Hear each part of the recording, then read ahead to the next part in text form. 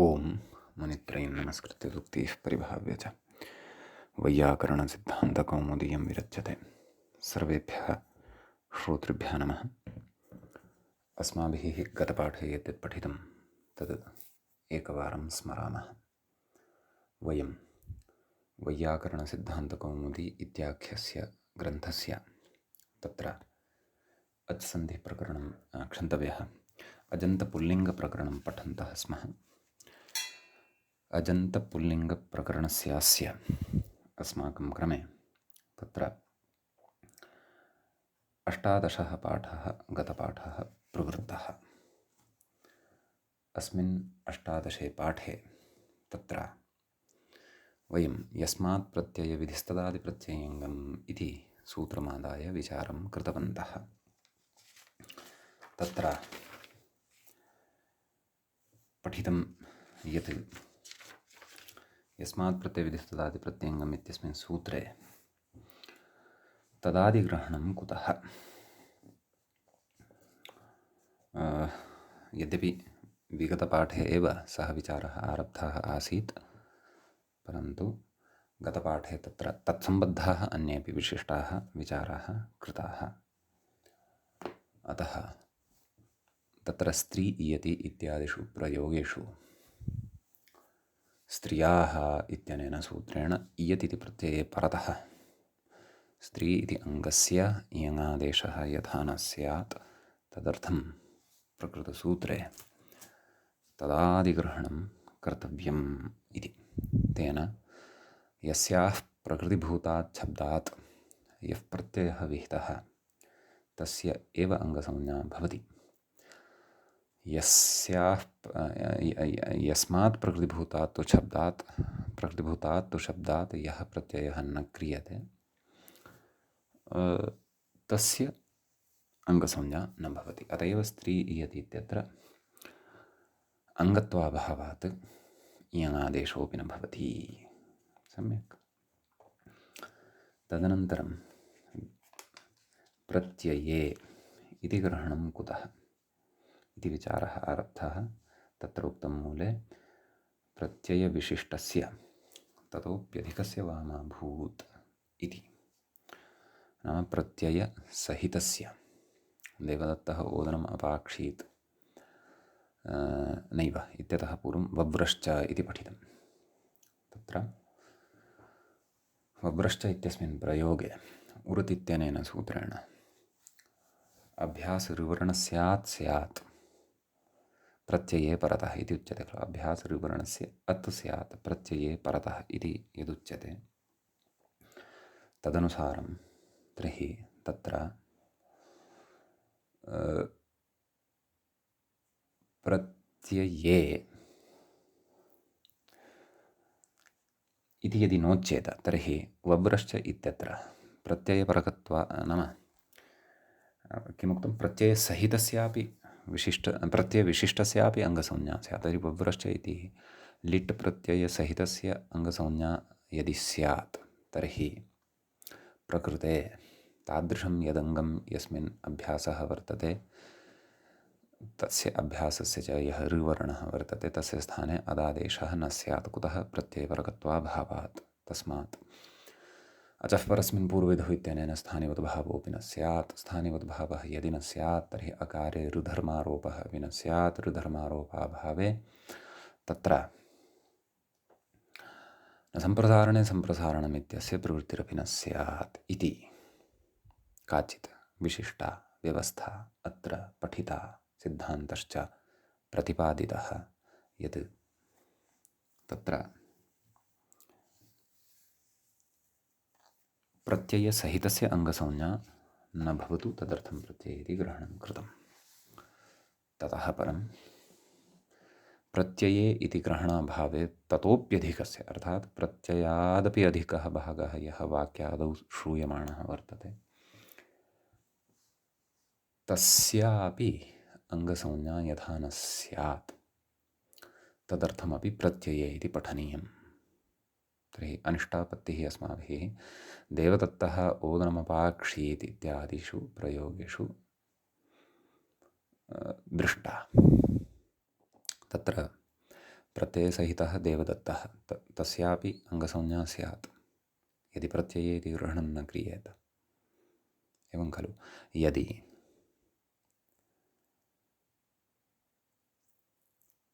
प्रत्यये इति ग्रहणं न क्रियेत तर्हि देवदत्तः इति प्रत्ययसहितस्य एव न, परन्तु ततोप्यधिकस्य अर्थात् ओदनम् अपाक्षीत् इति अन्ते यः लुङ् वर्तते ततः पूर्वं विद्यमानस्य सर्वस्यापि भागस्य अङ्गसंज्ञा स्यात्।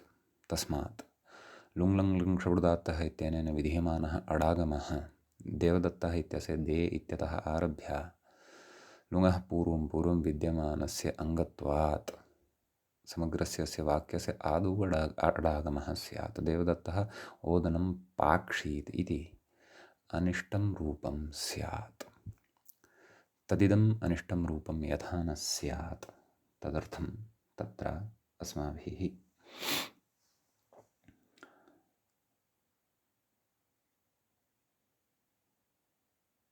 प्रत्यये इति सूत्रे वक्तव्यम् इति इत्यत्रैव विचारः प्रचलति। गतपाठस्य अन्ते अस्माभिः व्याख्यायाः पङ्क्तिः इत्थं पठिता। अधिकस्याङ्गत्वे च नाम ततोप्यधिकस्य वामाभूत् इत्युक्तं खलु। अधिकस्य अङ्गत्वे च देवदत्त ओदनमपाक्षीत् इत्यादौ देवदत्तादिशब्दोत्तरं सुपं निमित्तीकृत्य लुङ्पर्यन्तम् अङ्गत्वात् तस्य लुङ्परत्वेन देवदत्तादिशब्दात् पूर्वम् अपि अडापत्तिः इत्युक्तम्। एतावान् विषयः अस्माभिः गतपाठे स्फुटीकृतः। अयञ्च 18 पाठः अजन्तपुल्लिङ्गप्रकरणस्य आसीत्। अधुना तावत्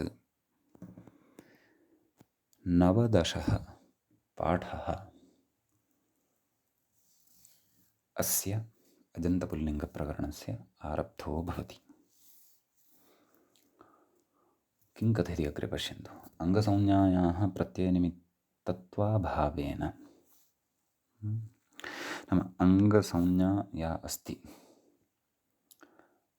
तस्याः प्रत्ययनिमित्तत्वाभावेन नाम प्रत्ययस्य निमित्तत्वं यद् भवति तस्य अभावेन लुङादिनिरूपित अङ्गस्य नाम लुङानिरूप्यते यदङ्गं लुङ् यस्मात् विधीयते तस्य अङ्गम् अङ्गस्य इत्यर्थस्य दुर्लभत्वात् तर्हि तादृशः अर्थः तत्र न लप्स्यते यः वस्तुतः अर्थः अपेक्षितः अस्ति। अङ्गसंज्ञायाः प्रत्ययनिमित्तत्वाभावेन ततोप्यधिकस्य इति यदि उच्येत प्रत्ययसहितस्य इत्युच्यते खलु। तर्हि देवदत्तः इत्यत्र देवदत्त इत्यस्मात् सुप्रत्ययः तस्य यदि उच्यते तर्हि ततोप्यधिकस्य यदि स्यात् एवं खलु। तर्हि तादृश अवस्थायां प्रत्ययनिमित्तत्वाभावेन नाम प्रत्ययनिमित्तत्वाभावः तत्र जायेत। तर्हि लुङादिनिरूपित अङ्गस्य नाम लुङः कृते लुङ् यस्मात् विहितः भवति एवं खलु। तेन लुङानिरूप्यते यदङ्गं नाम लुङ् यस्मात् विहितः भवति तस्य अङ्गत् इति एतादृशस्य अर्थस्य दुर्लभत्वं तादृशः अर्थः न लभ्येत। लुङ् कस्मात् विहितः पचधातोः खलु विहितः अपाक्षीत् इत्यत्र तर्हि लुङानिरूपित अङ्गत्वम् अत्र न लभ्येत। लुङा कस्य अङ्गत्वं निरूप्यते पच् इति तत्र विकरणसहितस्य अङ्गत्वं निरूप्यते इति खलु उक्तम्। अथवा पच् इति तत् पच् एव स्थापयन्तु। भवामि भविष्यामि इति इत्यादौ विकरणविशिष्टस्यापि अङ्गसंज्ञार्थं तदादिग्रहणम् इति तु पूर्वमुक्तम्।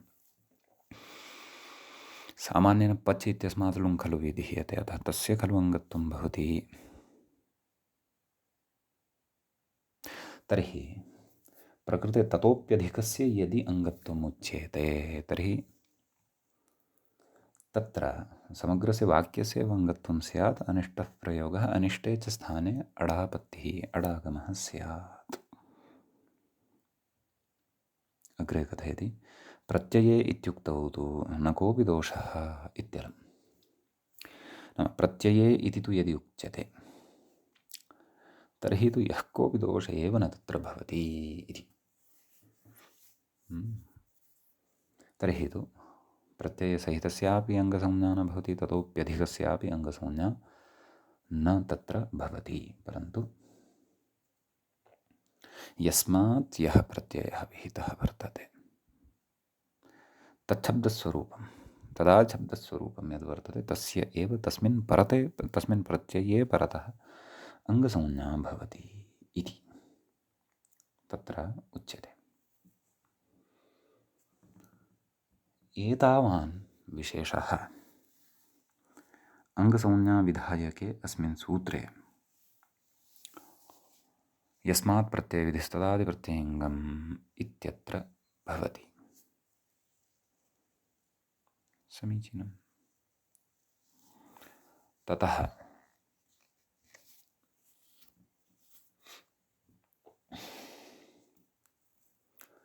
अङ्गं किं भवति इति अस्माभिः सूक्ष्मतया ज्ञातं। यद्यपि अन्यविचाराः कदाचित् अस्तु अग्रिमे विचाराः सद्यः न पठिताः वर्तन्ते, तर्हि मूलस्य सामान्येन समन्वयनाय तु अस्माभिः यत्नो विधेयः। गच्छता कालेन तत्तत्सम्बद्धाः विचाराः यदा अग्रे आगमिष्यन्ति तदा तदा अस्माकं सा अपि स्पष्टता तत्र भविष्यत्येव। तर्हि तृतीया विभक्तिः अस्ति। ततः टा प्रत्ययः आरब्धः वर्तते। भवन्तः तत्र तदेव पूर्वं पठितवन्तः एव स्युः, सन्ति एव, अथवा वयं पठितवन्तः स्म एव। नाम यस्मात् प्रत्ययविधिस्तदादिप्रत्ययङ्गम् इत्यस्य अवतरणिकायां, नाम किमर्थमिदं सूत्रं, तत्र तृतीया विभक्तेः आरम्भं कृत्वैव इदं सूत्रं तत्र उपात्तम् अथवा पठितं, गृहीतं वा। अतः तस्य तृतीयायाः एव सन्दर्भे इदानीं वयम् अग्रे, तस्याः तृतीयायाः सन्दर्भे एव अग्रिमं सूत्रम् इदानीं वयं पठिष्यामः। तत्र अग्रिमं सूत्रं भवति एवं। स्थितिः का अस्ति? स्थितिर्वर्तते राम टा इति, एवं खलु। ततः प्रकृते सूत्रमारभ्यते अङ्गस्य इति।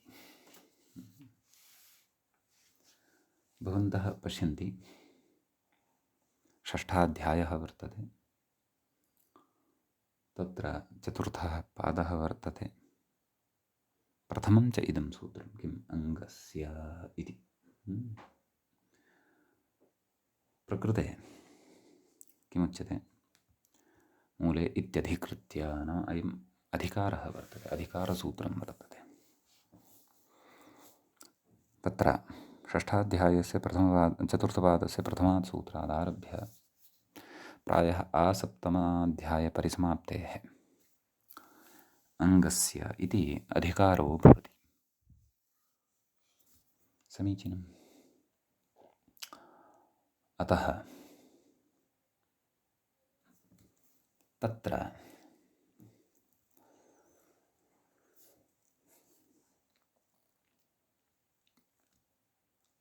इदम् अधिकारः, नाम इतः अग्रे यानि सूत्राणि वर्तन्ते तत्र तैः सूत्रैः विशिष्य अङ्गं निमित्तीकृत्य कार्यं करिष्यते। तत्रत्यमेव सूत्रं पश्यन्तु, सप्तमाध्यायस्य प्रथमपादस्य 12 सूत्रम् अनुपदमेव अग्रेव वक्ष्यते। ततः पूर्वं किं कथयति? व्याख्यात्रा इदं सूत्रं न व्याख्यातमेव, इदं सूत्रं मूले उक्तम्, अतः अस्माभिः अपि अत्र पठितं।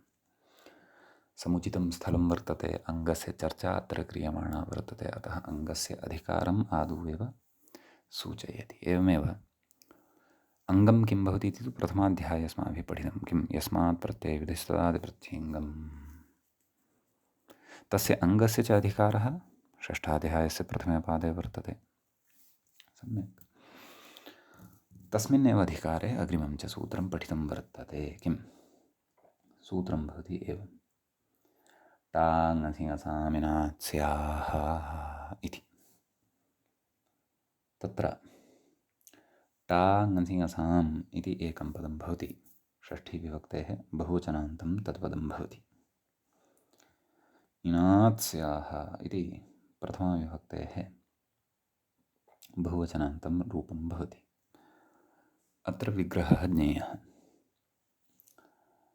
टाङसिङसाम् इत्यत्र टाश्च ङसिश्च ङश्च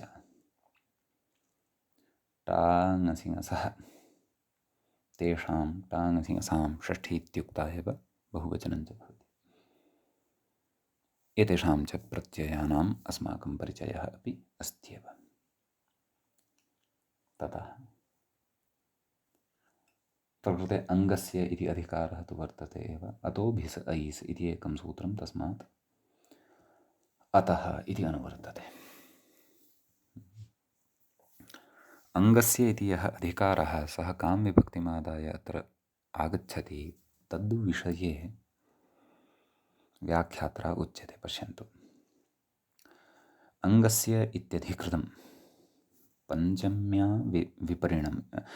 विपरिणतं नाम पञ्चमीं विभक्तिम् आदाय अङ्गस्य इति अधिकारः अत्र लभ्यते, प्रवर्तते। सम्यक् कथयति। अतो भिस् ऐस् इत्यस्मात् अतः इति पञ्चम्यन्तम् अनुवृत्तम् अङ्गस्य विशेषणं।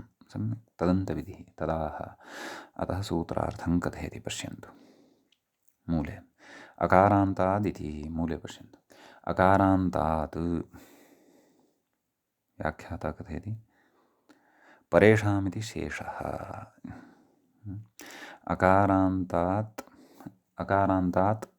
अङ्गात् नाम कीदृशम् अङ्गम् अपेक्षितम्? अकारान्तम्। अङ्गं च किं भवति इति पूर्वं ज्ञातं। यस्मात् प्रत्ययविधिस्तदादिप्रत्ययङ्गं तद् अकारान्तम् अपेक्षितम्। एवं खलु? तादृशात् अकारान्तात्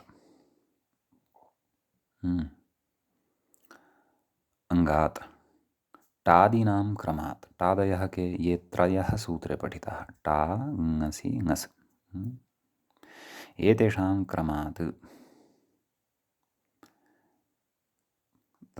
तदेव व्याख्याता तत्रापि स्पष्टीकरणं कुर्वन्नस्ति। टादीनामिति टा ङसि ङसाम् इत्यर्थः। मूले ततः किमुक्तम्? इनादयः आदेशाः स्युः इति। इन आत् स्य एते आदेशाः भवन्ति इत्यर्थः। समीचीनम्। अग्रे कथयति राम इन इति स्थिते आदुगुणः। व्याख्याता कथयति नाम टा स्थाने इन इति आदेशः, अयम् अकारान्तः आदेशः। राम इन इति जातः इति स्थितौ आदुगुणः इत्यनेन गुणः विधीयते। रामे न इति भवति। ततः अग्रे कथयति, मूले पश्यन्तु, णत्वमिति णत्वम् इति कथयति। व्याख्याता तत्र कथयति अट्कुवाङ्नुम् इति नकारस्य णकारः इत्यर्थः। नाम नकारस्य स्थाने णकारो भवति इत्यर्थः। अतः रामेण तत्र निमित्तवर्णः, तत्र निमित्तं रेफः, नैमित्तिकः नकारः। अनयोः द्वयोः मध्ये ये वर्णाः वर्तन्ते ते वर्णाः अट्कुवाङ्नुषु अन्तर्भवन्ति। अतः णत्वं भवति। रामेण इति रूपं सिद्धं भवति। तदेव मूले अपि उक्तं रामेण इति। एवं खलु? ततः तृतीयायाः विभक्तौ एव द्विवचनं भवति। तत्र स्थितिं दर्शयति व्याख्याता। रामभ्याम् इति स्थिते न विभक्तौ इति मस्यने त्वं, न भ्याम् इति उपदेशः एव खलु। तस्य हलन्त्यम् इत्यनेन उपदेशे अन्त्यं हलित् स्यात् इत्यनेन सूत्रेण तत्र इतसंज्ञा प्राप्ता। परन्तु न विभक्तौ तु स्मः इत्यनेन तस्य इत्त्वं न भवति, इतसंज्ञा न भवति इति। एवं खलु? अतः सः तथैव मकारः रक्षितो भवति, लोपं न प्राप्नोति। कुतः? इतसंज्ञायाः एव अभावात्। सम्यक्। तर्हि प्रकृते इदानीं रामाभ्याम् इत्यवस्थायां मकारोत्तरवर्ती यः ह्रस्वः अकारः तस्य दीर्घः विधेयः। तदर्थम् अग्रे अत्र सूत्रम् आरभ्यते। सूत्रं च वर्तते एवं सुपि च। सुपि च इत्यत्र द्वे पदे स्तः। सुपीति एकं पदं सप्तमी विभक्तेः एकवचनान्तं भवति। च इति तु अव्ययपदं भवति। तत्र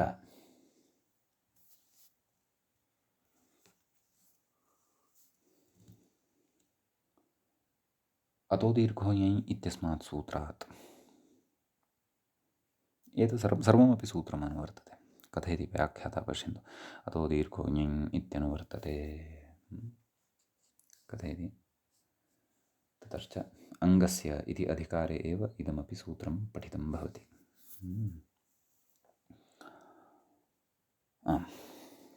अग्रे व्याख्याता कथयति ञञ इति ञञ इति सप्तम्यन्तं यद् वर्तते खलु अनुवृत्त्या यल्लभ्यते तेन नाम ञञ इत्यनेन सुपि इति विशेष्यते। नाम सुपि इति विशेष्यते तत्र।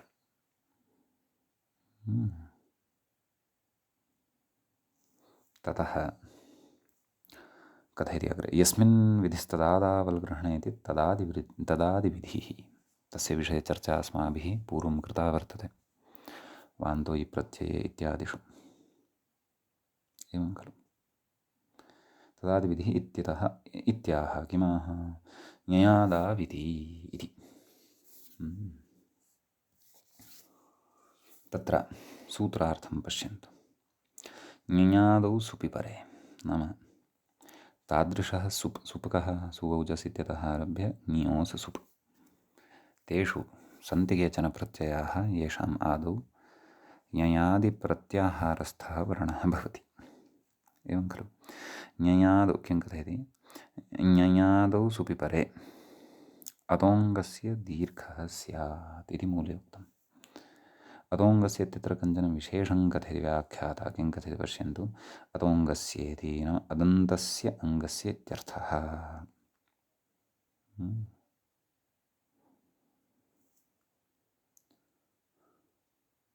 एवं खलु। तर्हि रूपं साध्यते किं रामाभ्यामिति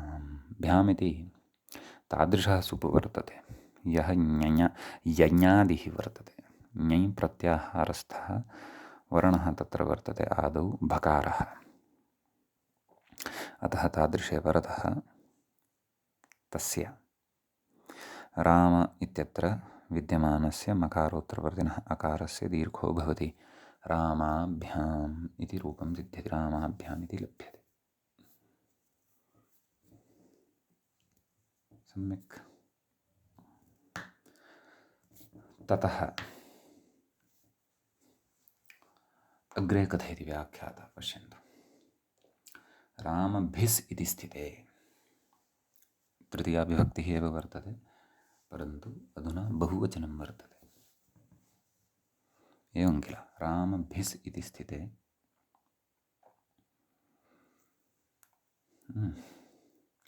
न विभक्तौ तु स्मा इति सस्य नेत्वं।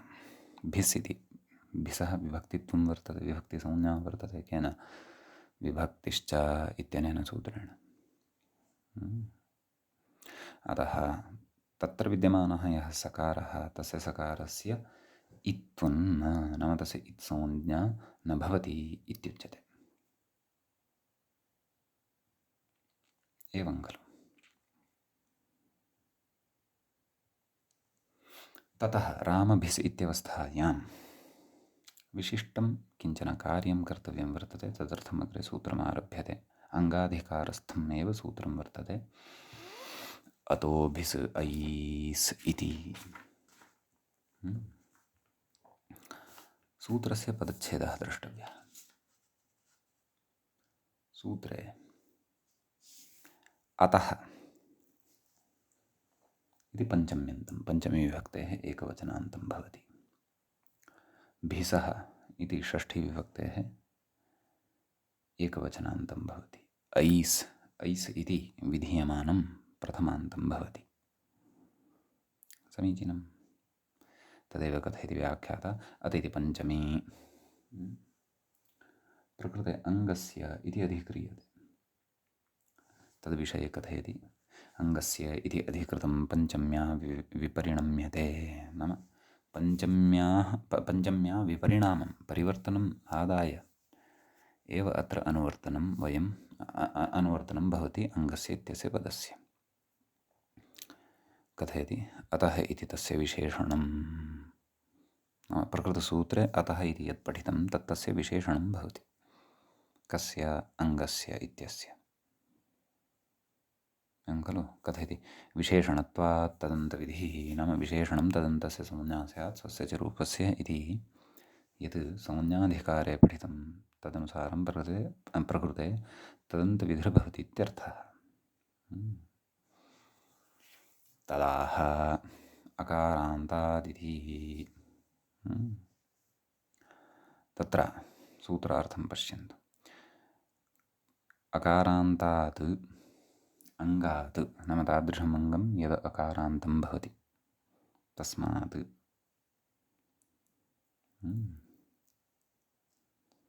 भिस ऐस् स्यात्। नाम भिसः स्थाने ऐस् इति आदेशो भवति। सोऽयम् आदेशः स्यात् इत्युच्यते। एवं खलु? अतः प्रकृते तत्र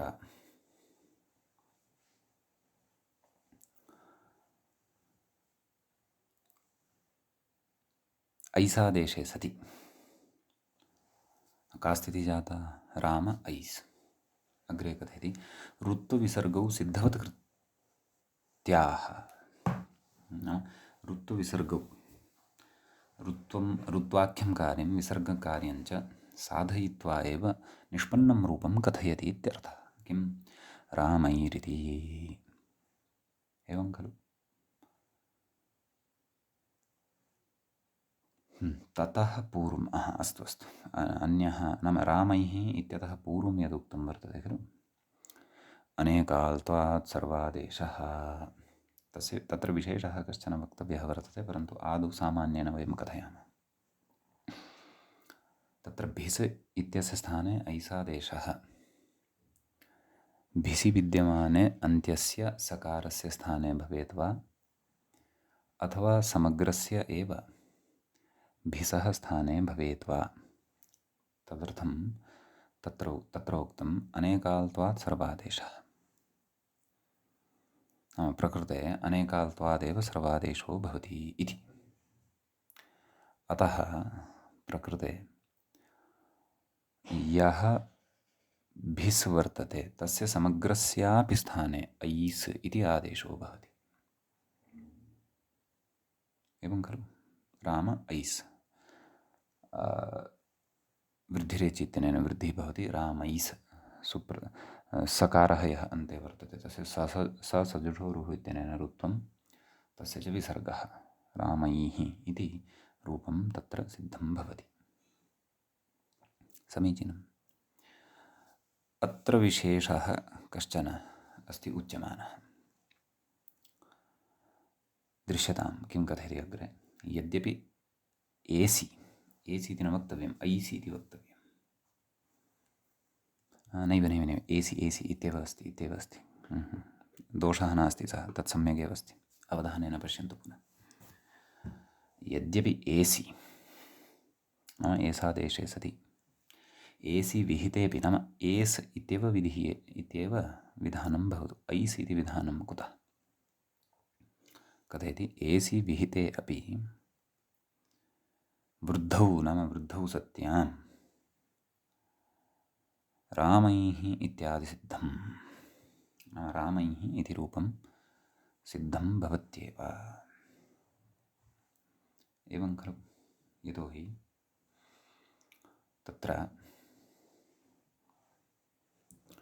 राम एस् इति कथयामः तदापि कृष्ण एकत्वम् इत्यादिवत् कृष्णैकत्वं यथा वृद्धिः भवति तद्वत् प्रकृतेपि राम एस् इत्यवस्थायां रामैस् इति रूपं सिद्धं भवत्येव खलु? वा न वा? अग्रे कथयति न च अतो गुणे इति पररूपं शङ्क्यं।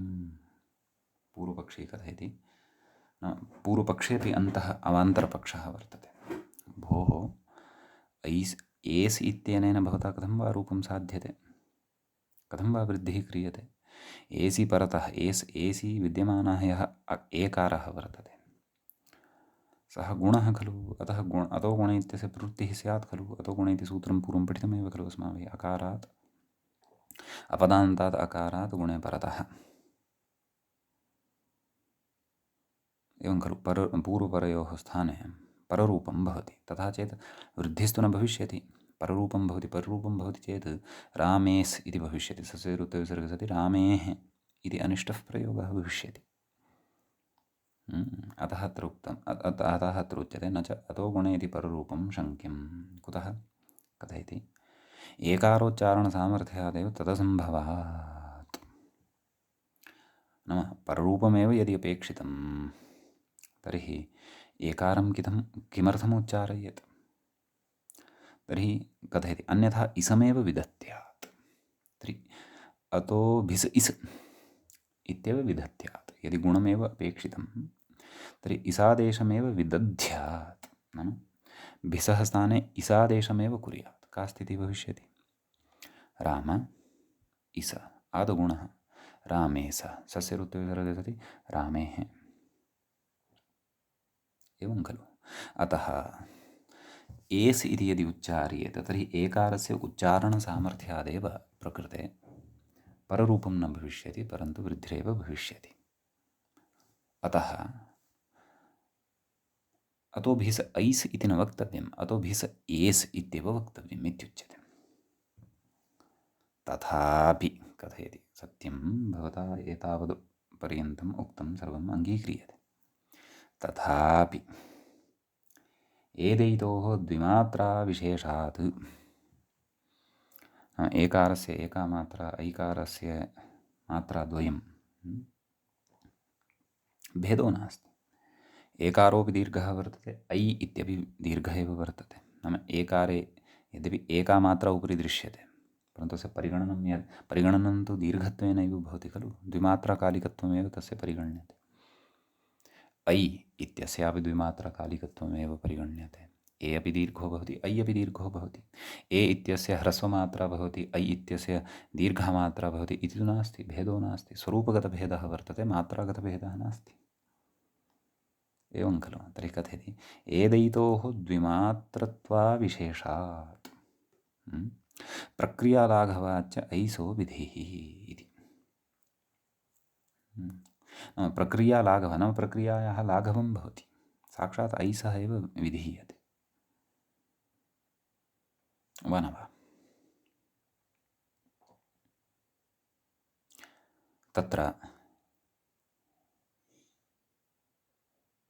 तदेव एसापेक्षया तर्हि इस एव वक्तव्यः भवेत्, ततः गुणः। अनिष्टं रूपं तु तत्र भविष्यति। एवं खलु। तर्हि राम ऐस् इत्यवस्थायामपि वस्तुतः वृद्धिस्तु कर्तव्या एव किल। राम ऐस् इत्यवस्थायाम् अकारैकारयोः स्थाने नाम अकारस्य ऐकारस्य च स्थाने वृद्धिस्तु कर्तव्या एव किल। एस् इति यदि विधीयते तदापि वृद्ध्या तत्र रामैः इति रूपं लप्स्यते एव। परन्तु प्रक्रियालाघवं कुतः इति चेत् एसि परतः नाम एस् एव यदि विदध्यात् तर्हि तत्र अतो गुणे इति पररूपं शङ्क्यं। ततः उच्चारणसामर्थ्यात् प्रकृते नैव एस् नाम अत्र वृद्धिरेव भवति, पररूपं न भवति इति व्याख्यानं कर्तव्यम्। तदनन्तरं तत्र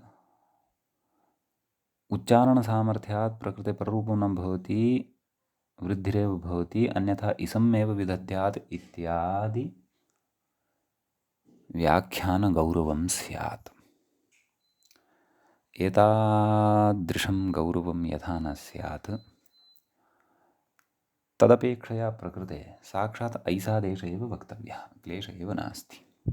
ततः पररूपादिकस्यापि शङ्का न भवति, साक्षात् ऐकारे परतः वृद्धिविधानं तावदेव।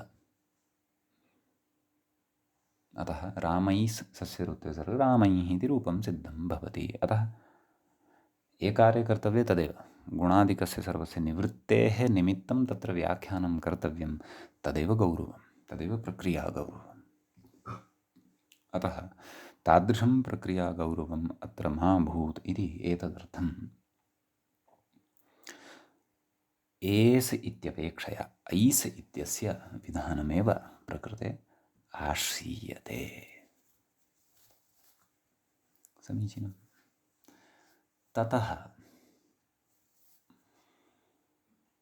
प्रकृते एतावदुक्तम्। अग्रे कथयन् अस्ति किम् अलोन्त्यस्य इति अन्तादेशमाशङ्क्याः अनेकाल्त्वादिति तत् रामैः इति साधनात् पूर्वमेव मूले उक्तम्, अस्माभिः च व्याख्यातम्।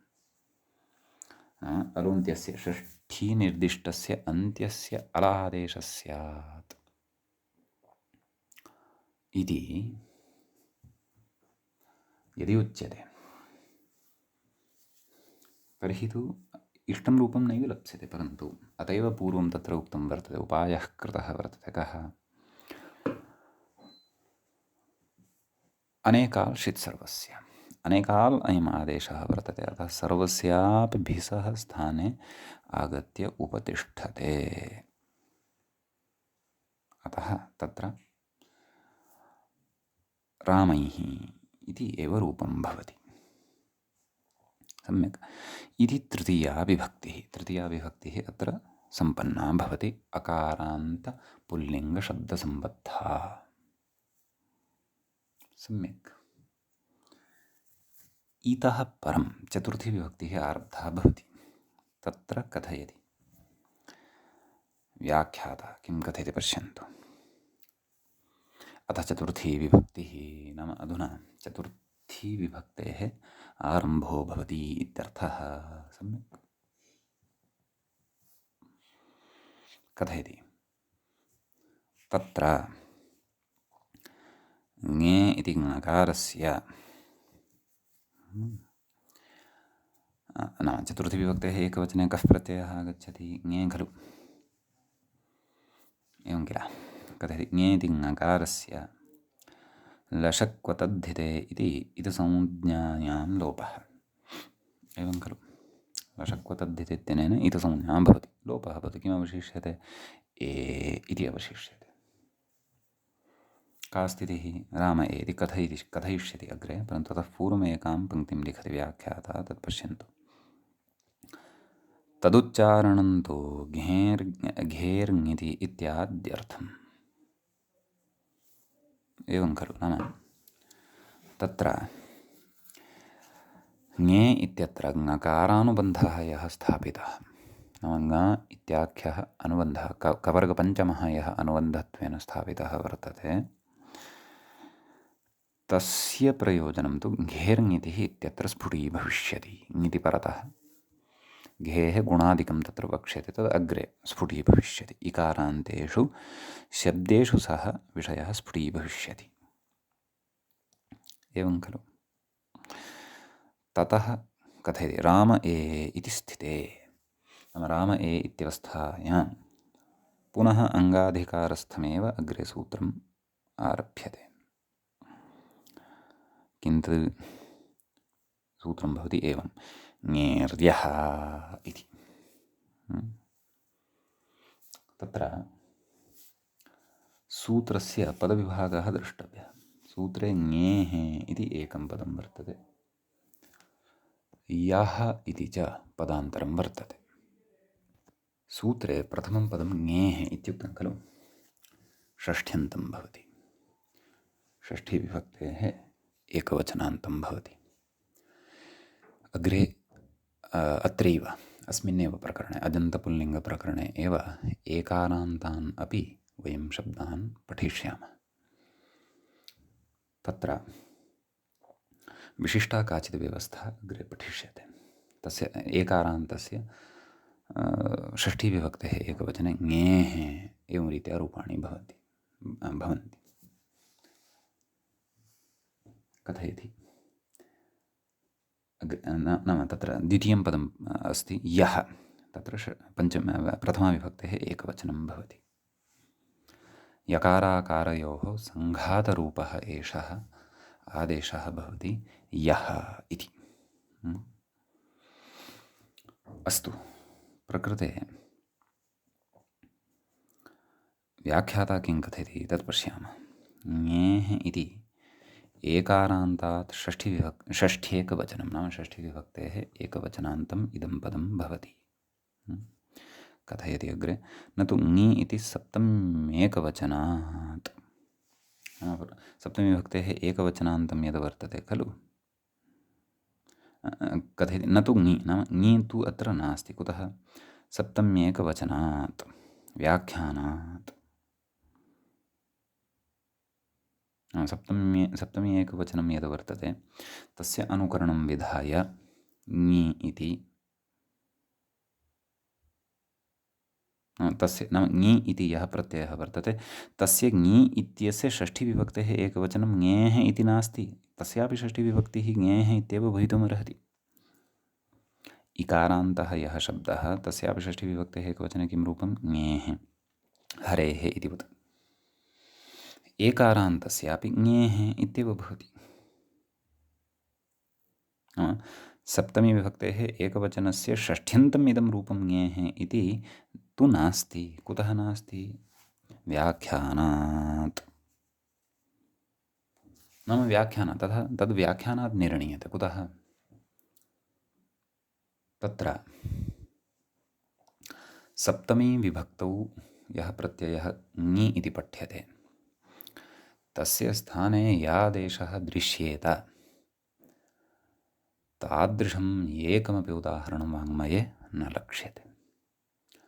यादेशः दृश्यते चेत् चतुर्थीविभक्तेः एकवचने एव दृश्यते। समीचीनम्।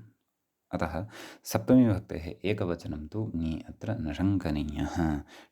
पञ्चमीविभक्तेः एव एकवचनं ङे इति अत्र वर्तते, तस्य एव षष्ठीविभक्तिः एषा भवति इत्यर्थः।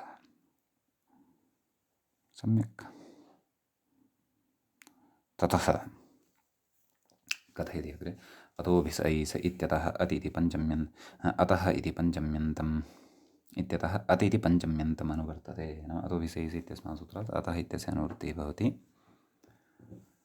तच्च पञ्चम्यन्तम्, एवं खलु। अतः अतः इत्युच्यते। अग्रे उच्यते, तेन च अङ्गस्य इत्यधिकृतं पञ्चम्या विपरिणतं विशेष्यते। अङ्गस्य इति आगच्छति, तस्य पञ्चम्यन्ततया विपरिणामो भवति। यतः अङ्गाधिकारे एव इदं वर्तते। मया उक्तमेव पूर्वम्, अङ्गस्य इत्यस्य सूत्रस्य अधिकारः क्व यावत् चतुर्थाध्यायस्य प्रथमपादस्य, क्षन्तव्यः, षष्ठाध्यायस्य चतुर्थपादस्य प्रथमसूत्रादारभ्य, नाम प्रथमं सूत्रं तद् अङ्गस्य इत्येव भवति। सप्तमाध्यायपरिसमाप्तिं यावत् अङ्गस्य इति अधिकारो भवति। सम्यक्। तदाह, नाम सूत्रार्थम् आह। कथं सूत्रार्थः कृतः? अतोऽङ्गादिति मूले पश्यन्तु। अतोऽङ्गात् परस्य, अतः पञ्चमी अस्ति खलु, अङ्गात् इति तर्हि विशेषविशेषणभावः अत्र अवगन्तव्यः। तर्हि कः सूत्रार्थः वस्तुतः अस्माभिः अवगन्तव्यः? अदन्तात् अङ्गात् परस्य, नाम तादृशम् अङ्गं यददन्तं भवति, यत् अदन्तं नाम अकारान्तं भवति, तस्मात् परस्य, नाम तादृशात् अङ्गात् परस्य ङे इत्यस्य यादेशः स्यात्। य इति आदेशः स्यात्, य इति आदेशः स्यात् इत्युच्यते। कथयति व्याख्याता, अदन्तादङ्गादित्यर्थः। आम्, तदेव, तदन्तविधिमाश्रित्य यः अर्थः कृतः। मूले तु एतदर्थं न उक्तं, यत् पठितारः श्रोतारः एतावत्पर्यन्तं पुनः पुनः तदन्तविधिं श्रुतवन्तः सन्ति, अतः ते स्वयमेव अत्र तदन्तविधिं परिकल्प्य अदन्तादङ्गात् इति अर्थं करिष्यन्ति। ते एतावता अभ्यस्ताः जाताः वर्तन्ते। तदन्तविधेः परिचयः तेषां सम्यक् वर्तते इति। समीचीनं। कथयति, सुविच इति दीर्घं मत्वा आह रामायेति। एवं खलु का स्थितिः जाता यादेशं कृत्वा राम या ततः अनन्तरं सुपि च सूत्रं खलु पठितं पूर्वं किं यज्ञादौ सुपि परे अतोऽङ्गस्य नाम अदन्तस्य अङ्गस्य दीर्घः स्यात् दीर्घविधानं भवति इति खलु पठितं तत्र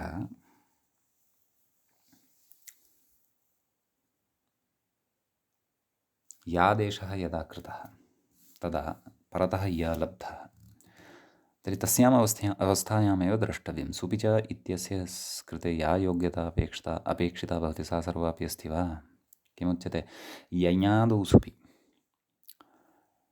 ङे स्थाने यः य विहितः सः यज्ञादिः वर्तते वा इति चेत् अस्ति ङञ् प्रत्याहारस्थः प्रथमः एव वर्णः अस्य आदेशस्य आरम्भे वर्तते यकारः अतः यज्ञादित्वमपि अस्य अस्त्येव समीचीनं तादृशयज्ञादौ सुपि परतः तर्हि अपि च किमुक्तं सुपि परे इत्यत्र तु महान् विचारः अस्माभिः कर्तव्यः अस्ति अधुना अग्रे सः सुप् अस्ति वा न वा यज्ञादिः अस्ति इत्येव न पर्याप्तं तस्मिन् सुप्त्वमपि अपेक्षितम् इति चेत् यादेशः सुप्सु तु क्वापि न पठ्यते य इति सुप्सु क्वापि पठ्यते वा न खलु अयं तु आदेशः वर्तते अस्य स्थाने विधीयते ङे इत्यस्य स्थाने विधीयते अतः प्रकृते कथं वा राम य इत्यवस्थायां राम इति यदङ्गं तस्य अकारस्य दीर्घः स्यात् कथं वा रामाय इति रूपं स्यात् इति चेत् तत्र उच्यते स्थानिवद्भावम् आश्रित्य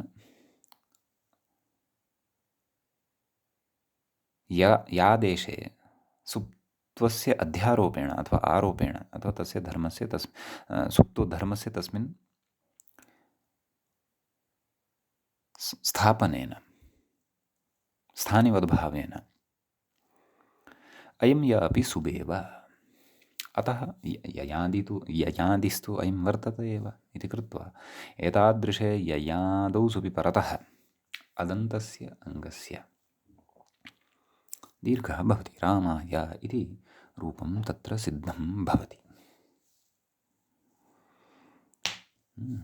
व्याख्यायां विशिष्टया शैल्या वक्ष्यते मूले किमुक्तं तत् पश्यन्तु इह स्थानिवद्भावेन यादेशस्य सुप्त्वात् सुपि च इति दीर्घः मूले पश्यन्तु नाम अत्र स्थानिवद्भावम् आश्रित्य आदेशस्थानिवत् स्यात् स्थानिवद्भावम् आश्रित्य अस्मिन् यादेशे सुप्त्वम् आरोप्यते सुप्त्वम् आरोप्य अयं य अपि सुप्रवर्तते अतः कारणात् प्रकृते सोऽपि च इत्यनेन दीर्घो भवति रामाय इति रूपं सिद्धं भवति इति मूलस्य आशयः स्पष्टः खलु इदं व्याख्यातारम् अनुसरामः सः किं कथयति तस्य भाषया अग्रे गच्छामः विशिष्टाः च यदि केचन अत्र भवेयुः केचन विचाराः तांश्च विचारान् अत्र अवगच्छामः किं कथयति पश्यन्तु ननु यादेशस्य सुप्त्वाभावात् नाम य इति आदेशः यः कृतः तस्य तु सुप्त्वं नास्ति खलु तस्मिन् परतः नाम तादृशे सुपि परतः कथं सुपि च इति दीर्घ इत्यतः आहा नाम सुपि च इत्यनेन दीर्घः कथं भवेत् न भवेत् खलु इत्यतः किमाह इहेति तच्च समाधानम् अस्माभिः पूर्वं पठितमेव किम् इह यादेशस्य स्थानिवद्भावेन यादेशस्य सुप्त्वात् सुपि च इति दीर्घः इति खलु पठितम् एवं खलु अग्रे कथयति। अत्र केचन पूर्वपक्षाः उत्तरपक्षाश्च वर्तन्ते व्याख्यागताः, तानपि पठामः। समीचीनं। किं कथयति? नन्वत्र दीर्घो ययादित्वेन सुप्त्वेन,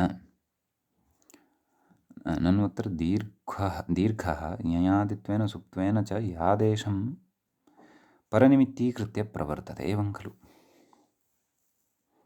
नाम यः दीर्घः वर्तते केन? सुपि च इत्यनेन विधीयते। तत् किं निमित्तीकृत्य प्रवर्तते? नाम ययादिः यः सुप् वर्तते, ययादित्वेन सुप्त्वेन, नाम यादेशः यः परतः वर्तते सः ययादिः पुनश्च तस्मिन् सुप्त्वमपि भवेत्। सा एव अपेक्षा सुपि च इत्यस्य वर्तते। यादेशं परनिमित्तीकृत्य प्रवर्तते, नाम यादेशः यः वर्तते तं यादेशं निमित्तीकृत्य प्रवर्तते। कः? दीर्घः, सुपि च इत्यनेन विधीयमानः दीर्घः। स च ययंशे अलाश्रयः इत्युच्यते। एवं खलु? ययादिः नाम कश्चन यञ् प्रत्याहारस्थः कश्चन वर्णः परतः अपेक्षितः।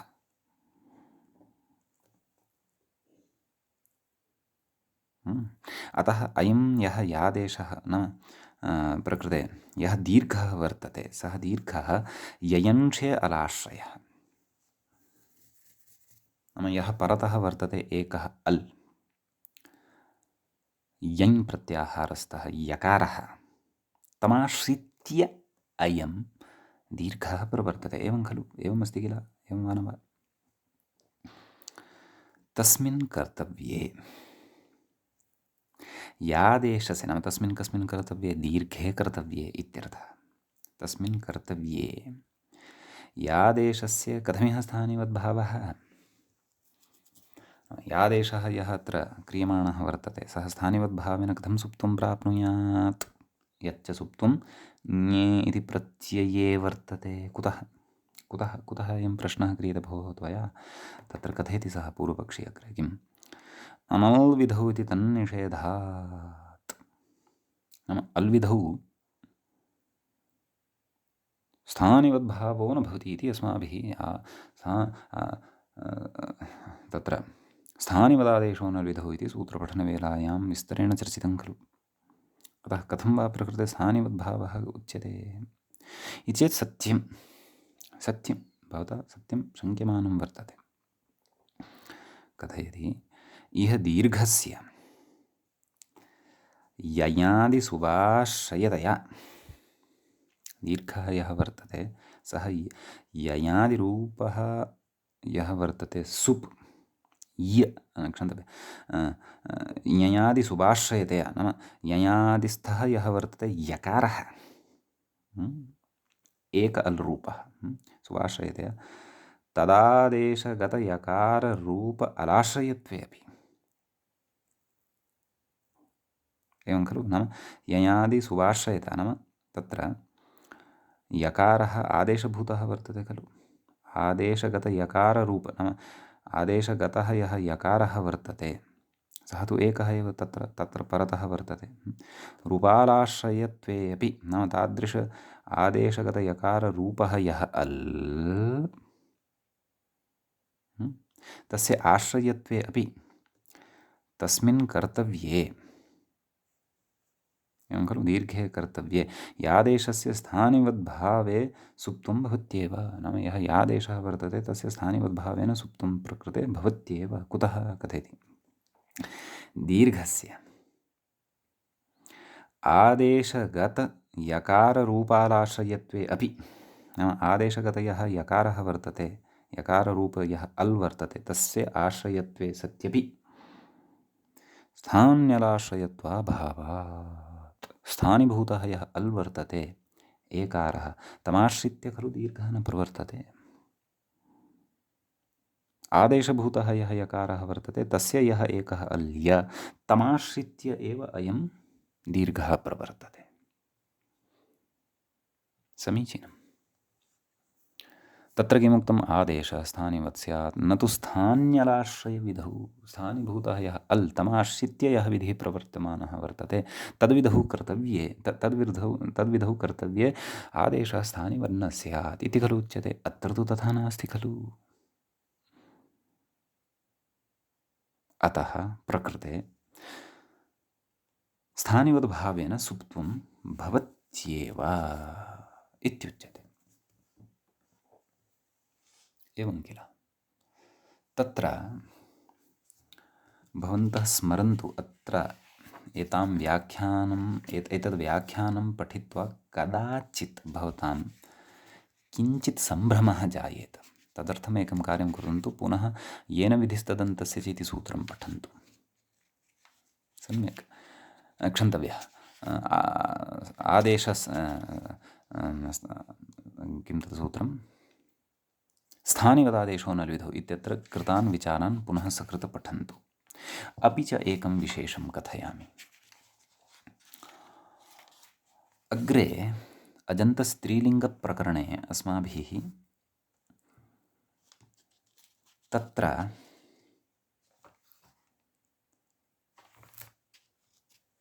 एकं सूत्रं पठिष्यते।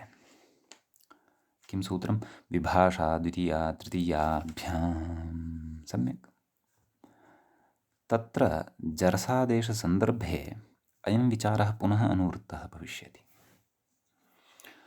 नाम तत्रत्यस्य विचारस्य अहं किञ्चित् अत्र सारत्वेन भवतां पुरतः उपस्थापयामि। तत्र मूले पुनः रामाय इति रूपमादाय एव विचारः करिष्यते। सूत्रं किमुक्तं मया? विभाषा द्वितीया तृतीयाभ्यां। तत्र गत्वा पुनः एतं विचारं वयं स्मरिष्यामः। तत्र वक्ष्यते यद्भोः तत्रापि एवमेव पूर्वपक्षः उपस्थापयिष्यते यद्भोः अत्र अल्विधिः अस्ति, अल्विधौ तु स्थानिवद्भावो न भवति इति। तत्र वक्ष्यते यद्भोः ङे इत्यत्र यत् सुप्त्वं वर्तते तत् सुप्त्वम् आदाय स्थानिवद्भावः उच्यते। सुप्त्वञ्च अल् विशेषस्य धर्मः न, एकवर्णविशेषस्य धर्मः न, अपि तु तादृशानाम् अपि सुपां धर्मः वर्तते। अथ तादृशेषु सुप्सु अपि सुप्त्वधर्मः वर्तते ये अनेकालः वर्तन्ते। भ्याम् इति यथा, भिस् इति यथा, सुपु इति यथा, जस् शस् इति यथा। अतः सुप्त्वं यद् वर्तते तत् सुप्त्वम् एकालाश्रयत्वं न भजते, अनेकालाश्रयत्वम् अपि भजते इति कृत्वा प्रकृते ङे इत्यत्र अनेकालाश्रयवत् नाम अनेकालाश्रयेण युक्तं यत् सुप्त्वं वर्तते तदेव ङे इत्यत्रापि वर्तते। अतः तत् सुप्त्वम् आदाय एव प्रकृते स्थानिवद्भावः सम्भवति। यथा तत् सुप्त्वमादाय खलु प्रकृते दीर्घः प्रवर्त्स्यति। अतः प्रकृते तत् सुप्त्वमादाय स्थानिवद्भावं पुरस्कृत्य प्रकृते ङेर्यः इत्यनेन यादेशः भवति तस्मिन् सुप्त्वं प्रविशति।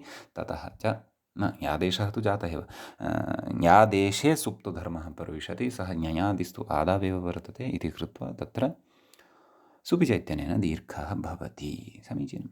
अतः सद्यः निर्भ्रमार्थं मूले या पङ्क्तिः अत्र उक्ता वर्तते तत्र तु बुद्धिः कर्तव्या एव यद्भोः स्थानिवद्भावेन सुप्तधर्मः तस्मिन् आरोप्यते। अतः प्रकृते सुपि च इत्यनेन दीर्घः भवति रामाय इति रूपं च सिद्धं भवति। सम्यक्। प्रकृते विशिष्टः विचारः इतोपि कर्तव्यः वर्तते। विशिष्टा च काचित् परिभाषा अत्र अस्माभिः ज्ञातव्या वर्तते। ताञ्च परिभाषां वयम् अग्रिमे पाठे एव अत्र पठिष्यामः। समीचीनम्। अद्यतनविचारः अत्रैव उपसंह्रियते। मङ्गलं क्रियते मुनित्रयं नमस्कृत्य। तदुक्तिः परिभाव्य च वैयाकरणसिद्धान्तकौमुदीयं विरच्यते। एवञ्च अस्माकं क्रमे अजन्तपुल्लिङ्गप्रकरणस्यास्य 19 पाठः एषः अथवा 19 एषः पाठः सम्पन्नतां गतः। नमः सर्वेभ्यः।